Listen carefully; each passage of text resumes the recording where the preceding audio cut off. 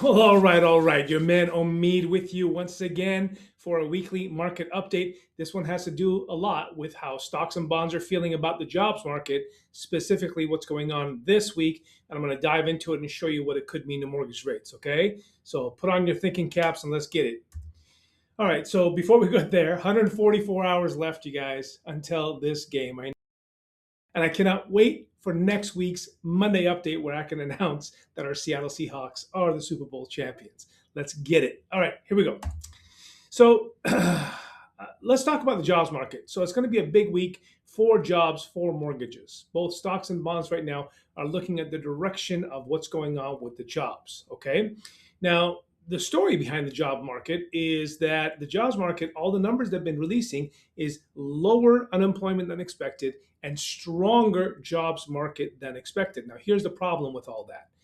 The jobless claims misses people who are working in the gig economy, and they're missing people who are working self-employment. All right. People drop off of that report when it gets to a certain amount of weeks. So, as an example, it's usually 26 weeks, but there's states that have it at 22 weeks. There's states that have it at 16 weeks and they drop off. So, that number really isn't accurate. And we feel like that number is actually higher, and long term unemployment is actually on the rise. Okay. So, inside the Federal Reserve, there's a fellow called Chris Waller. He was actually initially kind of earmarked to be in the running for the next chair, but that's all said and gone now.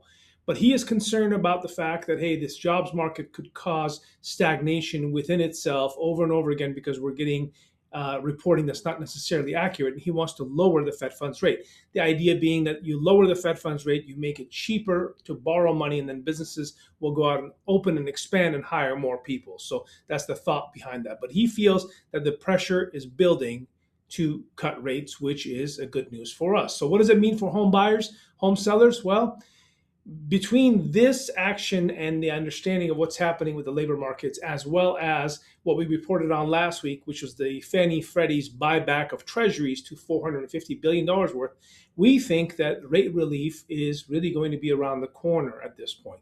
We're not talking about rates in the threes like we want, or fours like we remember. We're talking about a rate going from six something into the high fives, which is still relief and is still good. Okay, so remember that housing market, especially the bond market, reacts before any of this stuff happened, just off the news. So this is why you got to be kind of in there and locked and loaded and ready to go when these things happen, whether you're refinancing or purchasing. Okay, all right. What's next? I thought this was interesting. This popped up in today's morning's news.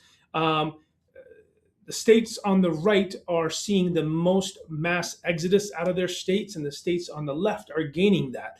I found a couple things interesting. There's obviously a correlation here between the tax burden rankings and people moving out. So that makes perfect sense to me. But it shows here that South Carolina is seeing really a really big push of people right here. But they're the 33rd in their tax burden. So it's not like it's a cheap place to live. Look at all these folks relocating to Florida because they're number four. But at the same time, all these folks are leaving Alaska.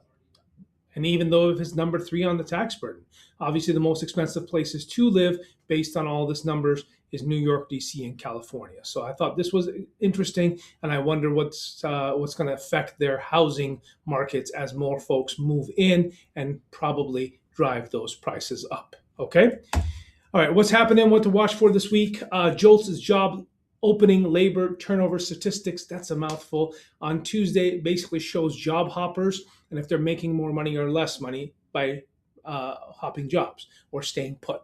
ADP jobs report comes out on Wednesday. That's the precursor to the almighty BLS jobs report there on Friday.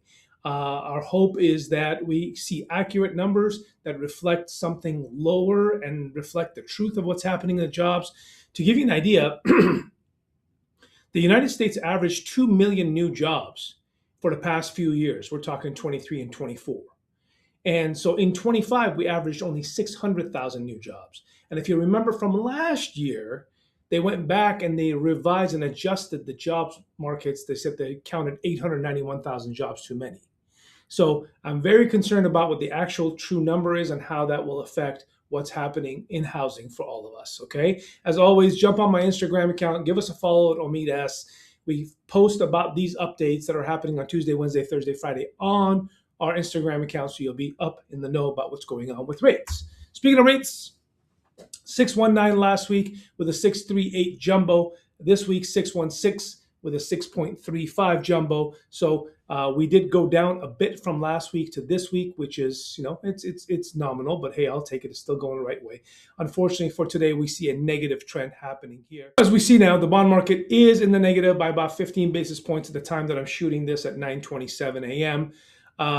We do see that we kind of rode along the side of this floor support for a while, and now we've dipped through that. Luckily, there's a floor support beneath here. Hopefully, this will hold today, and rates will hold for us. Okay. As always, thank you for watching. Do subscribe, like, comment, share. Send these out to folks so this channel can grow and more people can be smart like you. And we are only one phone call away if you have any questions for us, okay? Cheers. Have a fantastic week, and naturally, go Hawks.